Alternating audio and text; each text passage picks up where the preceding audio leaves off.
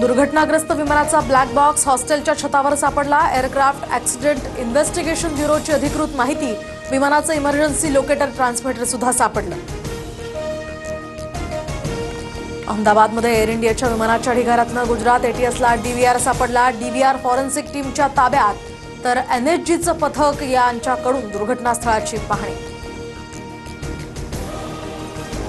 बोईंगच्या सर्व विमानांची तपासणी होणार। अहमदाबाद विमान दुर्घटनेनंतर डीजीसीएचा मोठा निर्णय।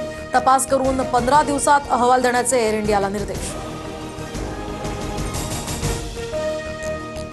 लँडिंग गिअरमध्ये बिघाड झाला असावा, हे दुर्घटनेचे कारण असू शकतं। इंधनासह प्रवाशांचं लगेजही जास्त होतं। सुमित सबरवाल यांच्यासोबत काम केलेले पायलट मन्मथ राऊतरे यांची प्रतिक्रिया।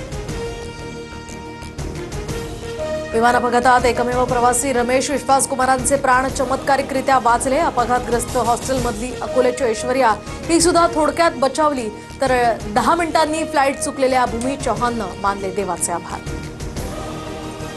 विमान अपघातानंतर हॉस्टेल कॅन्टीनमध्ये जेवण बनवणारी महिला आणि त्यांची नात बेपत्ता। विमान हॉस्टेलवर येऊन कोसळल्यानं अनेक विद्यार्थी जखमी। विमान दुर्घटनेमुळे मृतदेहांची ओळख पटवण्यात अडचण। नातेवाईकांचा डीएनए मृतांशी मॅच झाल्यानंतर मृतदेह आता देण्यात येणार। आतापर्यंत 8 जणांचे मृतदेह कुटुंबियांना सोपवले।